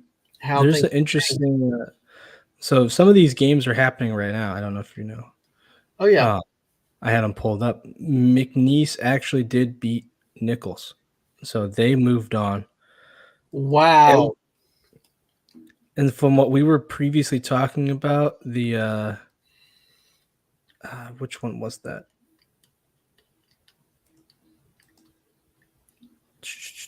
Oh, the Colonial Athletic Association. Mhm. Hofstra lost to UNC Wilmington. Hofstra was the number 1 seed, and they lost in overtime. So Wow. the number 5 seed is moving on there. Or is it the number 4 seed? Either way, number 1's down. In theory, it's a straight shot. Well, I don't know. We'll have to see how the game goes on for uh, Charleston, but in Well, theory, it's a straight shot for them now.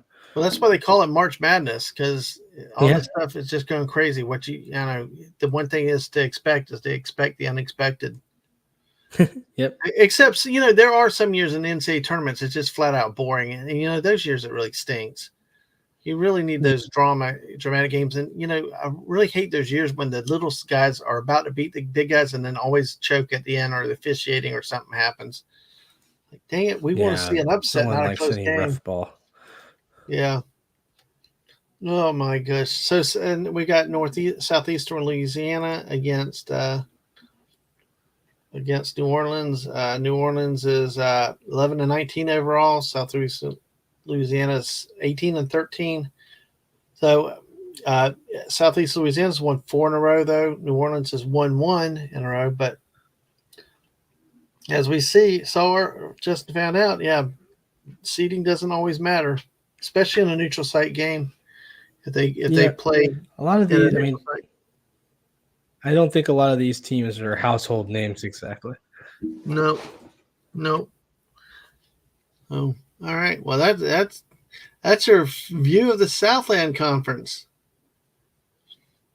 So now we bring over to the Summit. Summit League. It's funny how some call themselves conference and some are leagues, like the Horizon League or the Summit League. But so what have we got here coming up into the Summit League, Woopah? All right. Sorry. I think I'm back now. Can you hear me? Yeah, you're back. Okay. Sorry. And Daisy points out the Dakotas are playing each other.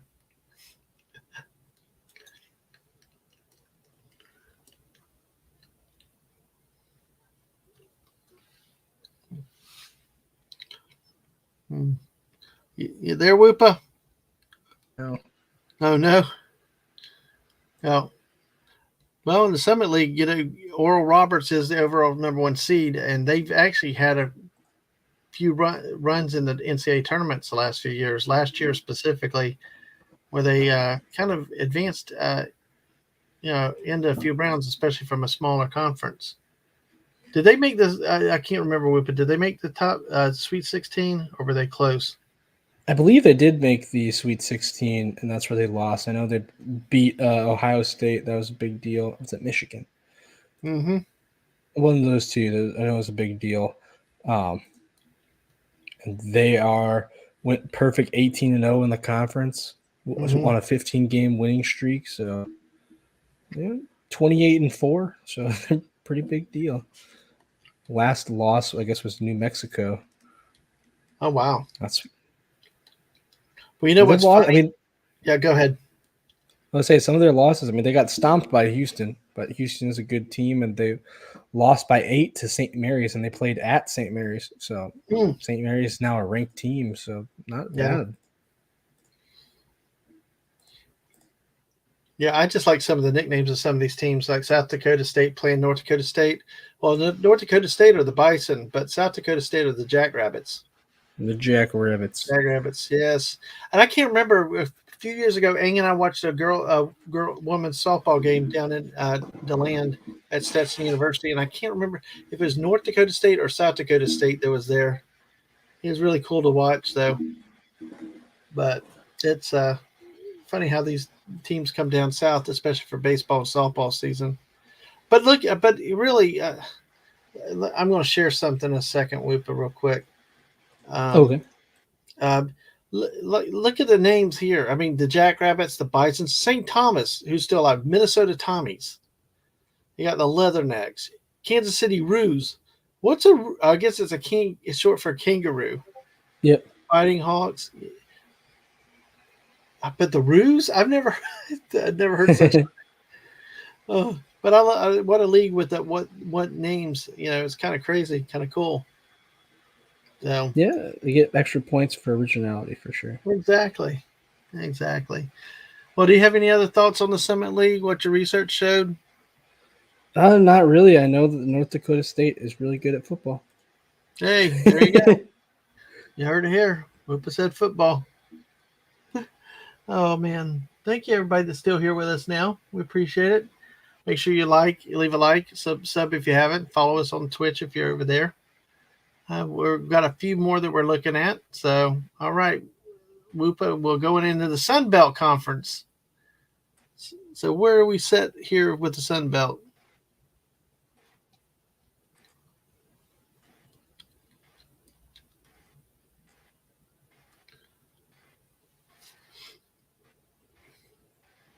Yep, Yeah, these well, are the. yep, you're still there? Okay, cool. So Sunbelt went a little interesting because there's a lot of big teams in this, and big as far as there's 5 teams with 20 wins.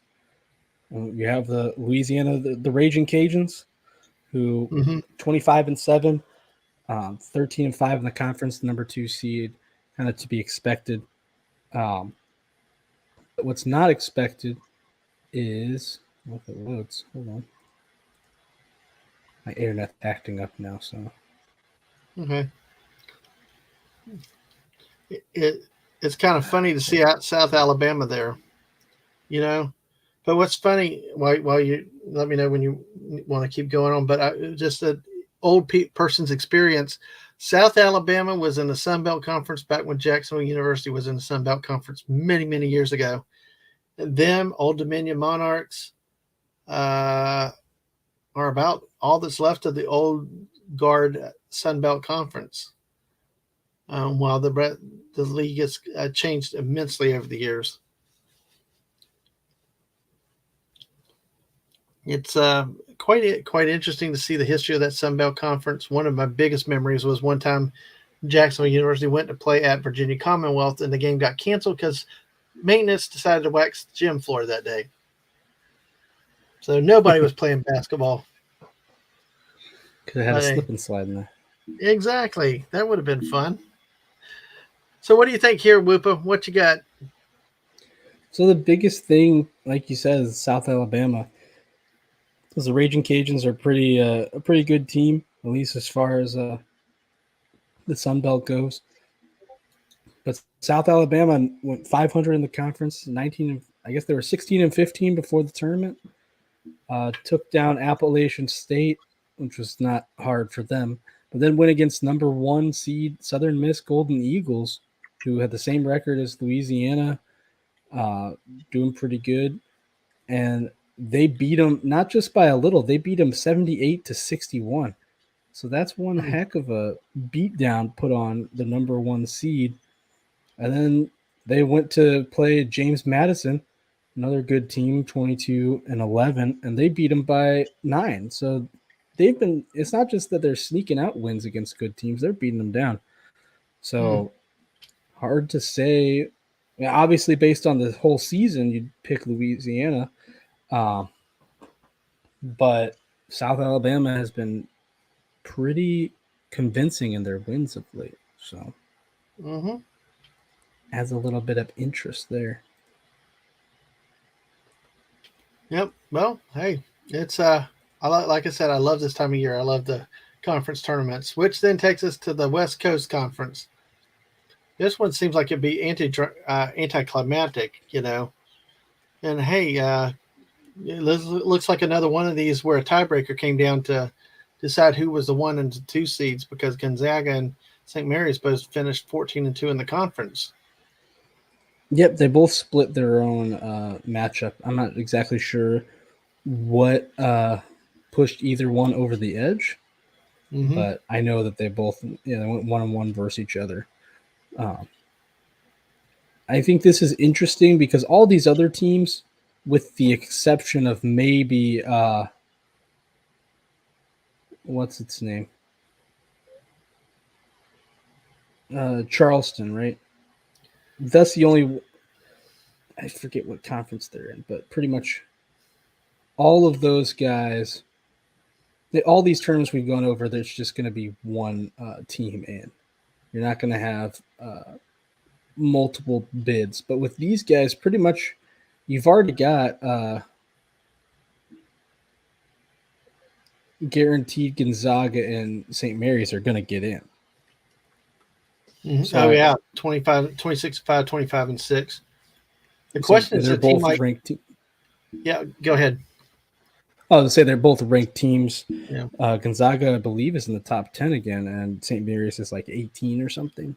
See, this is the conference that, and this is the conference that could be subject to how many marginal SEC or Big 12 or ACC teams get in, because you look at Santa Clara, the Broncos are 11-5 in the league, 23-9 overall.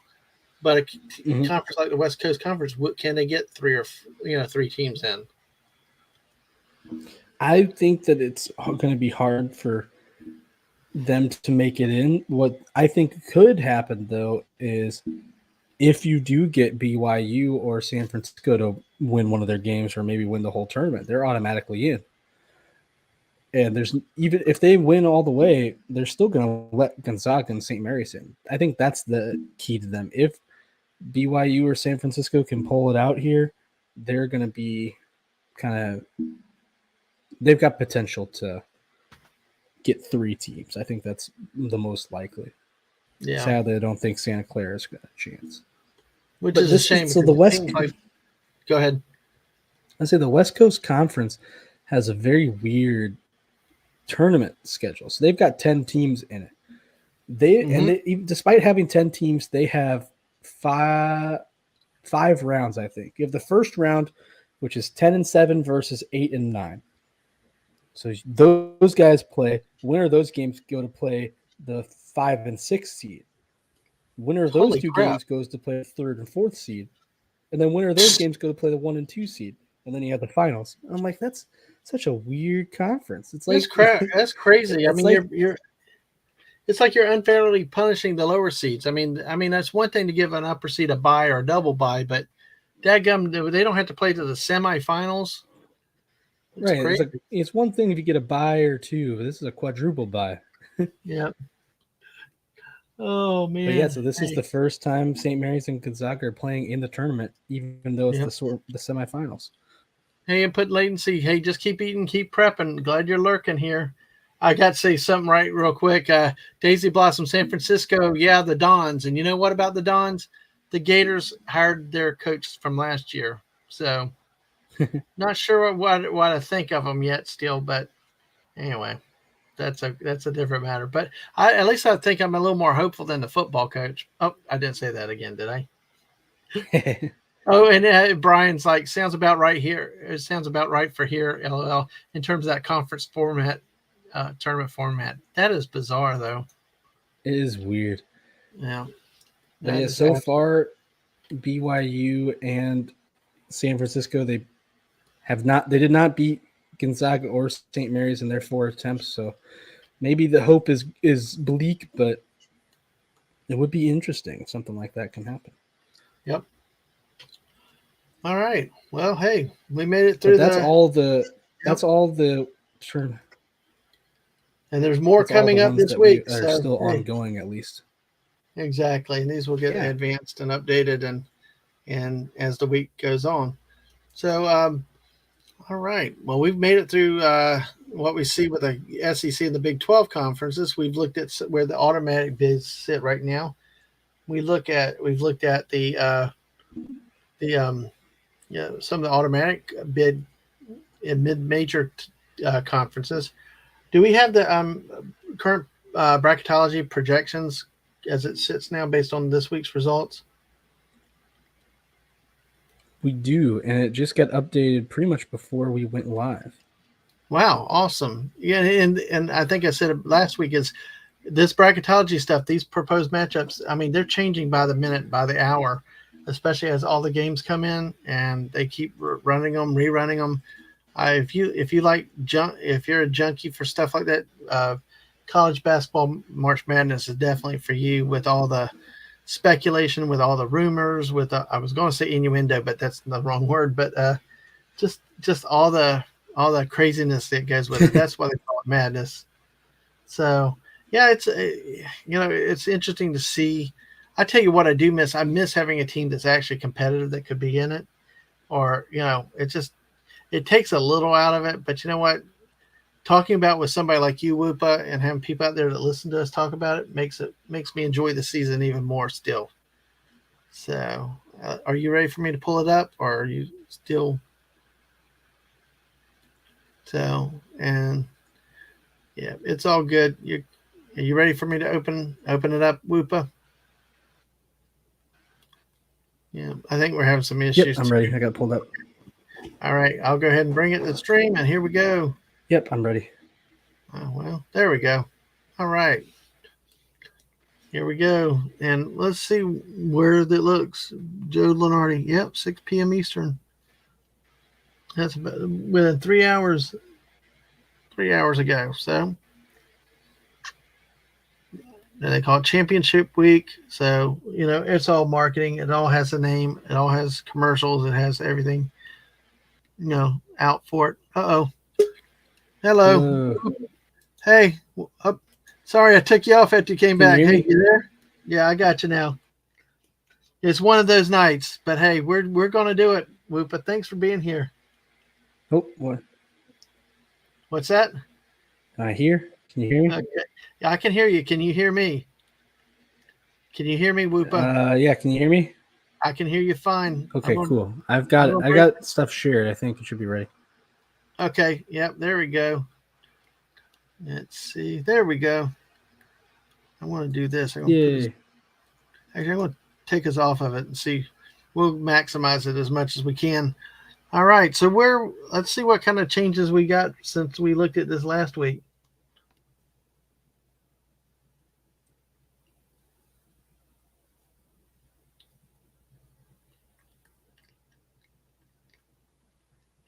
Oh my. Woopah. Woopah. Yes, they call it bracketology. They call it a science, believe it or not. That's what the name and all. Hello. Okay, you're back. I can hear Can you you. hear me out there? Yes. Okay. Yes, I can hear you now. So sorry, my internet is not doing great.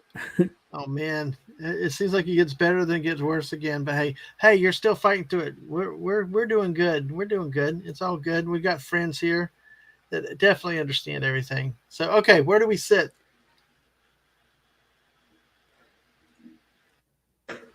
All right. So this is updated just at 6 p.m. Eastern. Mm-hmm. So interesting. So this is with everything we saw. Interestingly enough, they have Kansas now as the top overall seed. Still nothing for Houston. Huh. Wow. They've No love for got Houston. no. We got Oklahoma State now as the first team out and last team in Nevada. Oh, This wow. was on our current board. There are two virtual ties among the top 5 teams on the seed list. One between Kansas and Alabama for the number 1 seed, and the other between UCLA and Purdue for the 4th spot on the top line. Yeah. Common sense suggests UCLA should be the number 1 seed in the West. The very top broke the KU Alabama tie on the top basis of quality wins, strength of conference. Oh, they had something about saying just basically saying with Houston playing in the conference they do, they just won't put them as the true top seed, but they're pretty much guaranteed a number 1 overall seed. Mm-hmm. So you see here, this is the bubble, at least for right now. Yep. These are the teams that are probably all these tournaments matter the most to. Now, let's do something for people that are watching this. And, okay, when it says, what does it mean by each of these? Last 4 buys, last 4 in, first 4 out, next 4 out. What do each of these mean? So basically, there's the first 4, which is it used to be just 64 teams straight, but now they have 68 teams, and there's 4 play-in games, so to speak.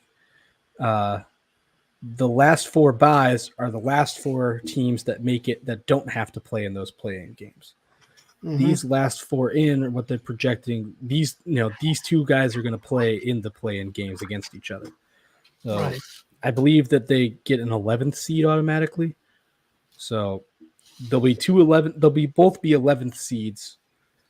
And whoever wins that goes to the main bracket. First 4 out are what usually kind of like these are the teams that maybe could make it in still. They're projecting that they're not going to make it, but they're right on the cusp. And next 4 out are kind of a similar situation, but they're just saying maybe have a little bit more longer to go than the other teams. Well, I noticed Charleston is one of those, you had speculated earlier with them. Yeah. So Charleston, I think if they win their tournament, they're definitely in. But if they don't win their tournament, there's a chance that they still make it.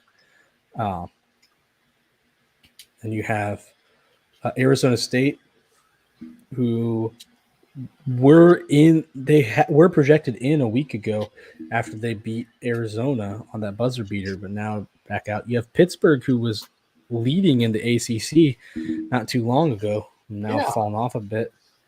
Yeah, we talked about that last week. Last week they were leading the ACC. Yeah, and that was kind of a pretty and just entered the top 25 behind Miami. And yeah, that's bizarre. How fast it changed. Yeah.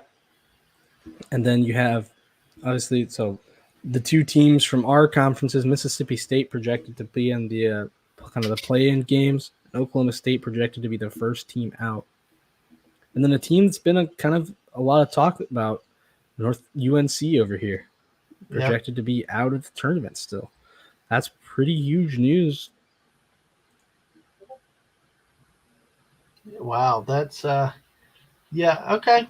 And thanks for defining that for us, because I know sometimes it's hard to keep straight with all these terms and this, that, in, out, all that stuff. So what overall? Okay, so those are where those sit. Where are we sitting with the in terms of the different regions? Yeah, so this is like the 4 play-in games. You can see these are the 2 teams: Southeast Missouri State, Farley Dickinson. These are the 2 that are already guaranteed in. You see Rutgers has just moved down, so moved up, moved down, new team, and automatic qualifier. These 3 are the ones that we just need to worry about. Rutgers moved down to this play-in game situation now, and Utah State is new. They were one of the first 4 out. Now they're projected to be one of the last 4 in. And then you have here. Do you think we just go over the kind of the ones that changed here, maybe? We can just look at the bracket, but highlight the ones that change a little bit. We can do that. Oh, the games in Orlando look pretty good. Yeah. Okay. So. One thing also to let you know. Which game? In Orlando. Oh, okay. Sorry. Indiana, Temple, Toledo. To let y'all know, and this really, they've always been geographical brackets. Although one year they tried to do it by city names. They moved to what they call as a pod system to try to keep teams closer to home and stuff like that. That's why you're going to see games played in Orlando that are stuck in the Midwest region because, like, theoretically, keep Miami close to home, being a higher seed. Although that do you any good for Indiana? That's the theory of what they say. Although you always wonder sometimes how they come up with who is closer to home or not. But like in the Columbus, Purdue's the second seed. They're closer to home. So I'm sorry, and go ahead, Woopah. But yeah, so you've got, just to go over the Midwest real quick, no real changes they've projected. You got Kansas as the number one, SEC, Missouri getting the 8th seed. You said we were talking about Orlando. Yeah, Indiana here. VCU is a pretty good team. There's kind of been talk about them. If they don't win the Atlantic 10 tournament, they might get in that large bid. So that's an interesting one to look out for. Miami VCU could be an upset alert. Mm-hmm. We got Marquette here as a 3 seed, which I'm a little bit interested in because I think they're ranked number 6, so they're bumping Marquette down to a 3 seed despite being in that kind of 2 seed ranking. Right. Kennesaw State, they're already in. And you've got A&M here at the 7th seed, which I guess I'm kind of a little surprised about that. If they end up winning the SEC tournament like we both predicted, I'm guarantee you that's going to go up. Yeah, I could even see them at a 5 seed. I could see them I could see them up to a 4 seed if they win the tournament because they're already going up pretty highly in rankings. I don't think it would be too crazy to think of it. Brian says, I expect Carolina and Michigan to be given special treatment to keep them in. There's all that talk every year. That's, there's the big guys get the benefit of the doubt and break bad, very mediocre Big 12, Big 10 and ACC teams get in ahead of really good lower division teams, and that's sad, unfortunately. Yeah, and I know Big 12, back when I was in college, they left Baylor out in favor of Texas and Oklahoma because Texas and Oklahoma had some draft prospects, some high draft prospects, and Baylor didn't. And well, guess what? Both those teams lost in the first round. So exactly. There you go. Yeah, that's usually that's pretty much how it happens most times. They didn't deserve to be in to begin with, and they get revealed right off the bat.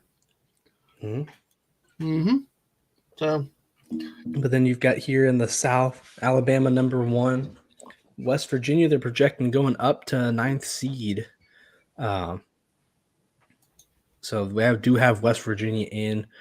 TCU here for number 5. Drake was one of the teams we talked about, automatic bid. They have Penn State moving up. Kansas State it's still at a 3 seed, which is a little surprising. Duke moved down to a 7 seed, and Colgate, I think that's just a projection because they haven't played yet. And you've got Purdue here at number 2 as well. So Yep. It's a shame a 20-win Colgate team has to be a 15th seed, but you never know. I mean, like we said, that 15-2 game has become a much more dangerous game over the years than what it used to be. Yeah, sorry, I forgot I was sharing my screen. I'd done that before. And you go down here at the West and the East,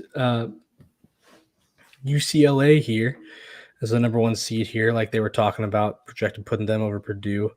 Auburn here at number 9. And look at this, Florida Atlantic.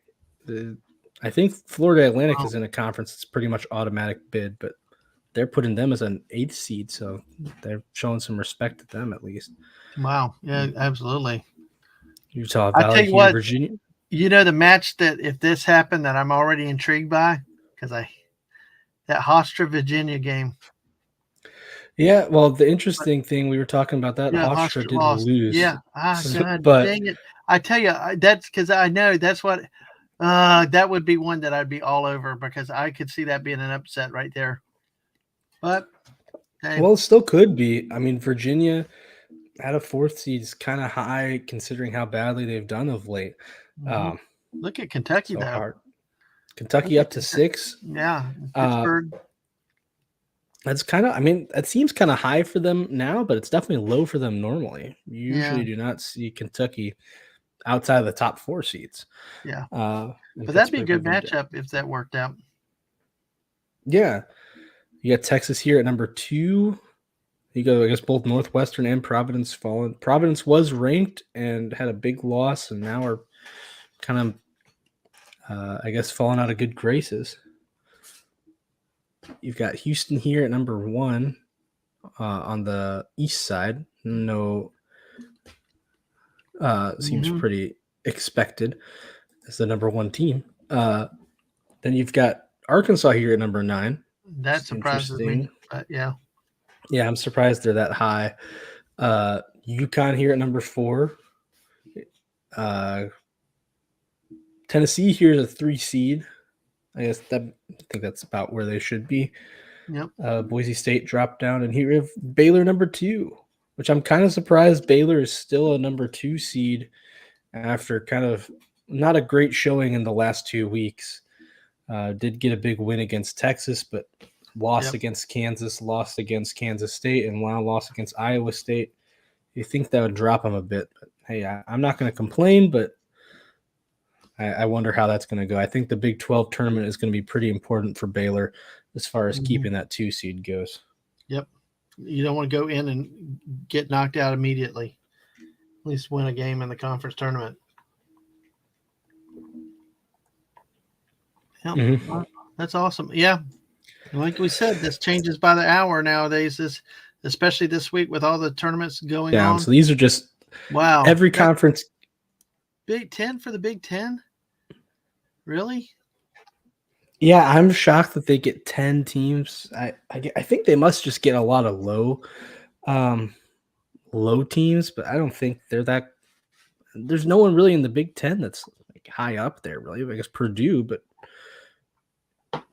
you're looking at the top 4 number 1 seeds. You have Alabama from the SEC, Kansas from the Big 12, UCLA from the Pac-12, and is Houston from American. American Athletic. Yeah. So Big 10, they do have Purdue, but I don't think they have a lot of. I don't know. It's surprising to see that they have 10, SEC with 8, and Big 12 with 7. If I was a betting man, which again we've already said I'm not, I'd say that the Big 12 is going to get 8. My gut tells me that Oklahoma State is going to get in, but we'll see. Mm-hmm. Yeah. It's so hard to get 9, 9, Yeah, 10, that's 10. why I just can't believe the Big 10 is going to get 10 of them. See, I've always thought that the higher record, and I know competition matters and should matter, but I'm serious that, sometimes there's smaller conference teams that have won 25, 26 games that are talented can play a lot better than these very average pedestrian larger conference schools that seem to get all the love and put in, and then they prove you right because they seem to always lose that first round match. Not, I mean, it's not even like they win the first match, go in, they lose to teams that are usually seated lower than they are, or even if they're the lower seed, they don't even show up and get blown out. So, which is one of the debates that everybody has with this, with March Madness and stuff. Which makes it fun, adds to the drama. Yeah. Well, Yep. that's awesome. Yeah. What does? Yeah, go ahead. Oh no, I was just agreeing. Like I wish they put more. Wish they put more of the smaller teams in than some of these, like the Big 10 teams that don't really belong. I guess like the Big 12 is kind of difficult just because there's a lot of teams that are kind of, oh well, they've got a good conference record. They've still got a good record, but when you're talking about putting these like back when Texas Tech was still in the conversation. They're like, really, you're going to put, a 500 Big 12 team over a team, 23, 25 win lower conference team. Why? Mm-hmm. Absolutely. So, just trying to. Sorry about this. It had something that came up that I had to look at real quick. All righty. No worries. Yeah. But hey, it's awesome. Great job. Great stats. Great slides though, Woopah. You did a great job. Very nice. Very nice. Thank you. Um, Thank you. absolutely. So you're gonna have a Oh, hard job to top here's this a up next week. yeah. I guess I at least have the framework put out now. That's the thing is But that let me. like the missus has done with her stuff, like with our football shows. Usually, you get that template. When you get a template, then it makes everything else easier. So hey, Yeah, but yes. here I've got some. Before we head off, Mm-hmm. I got some updates. Oral Roberts did win, so they're moving on to the finals in their You got a well conference. done. You got a well done, Woopa. Oh, nice. Thank you, Daisy. Yeah, Oral Roberts is moving on. Uh, Louisiana. So in that final, it actually came down to the wire, and there was a comeback victory. But in the Sun Belt, Louisiana, the Raging Cajuns did beat South Alabama, which was sad because South Alabama was leading at the end there. Mm, Um, I was kind of rooting for him, but so Louisiana's got an automatic bid. It's not over yet, but it is over because there's a Furman has a double-digit lead over Chattanooga with a minute left to go. So yep. that's pretty much Furman's going to get that automatic bid. Upset alert because this is a Northern Kentucky, the fourth seed in the Horizon League, is up by 8 on Youngstown State, which was the number 1 seed.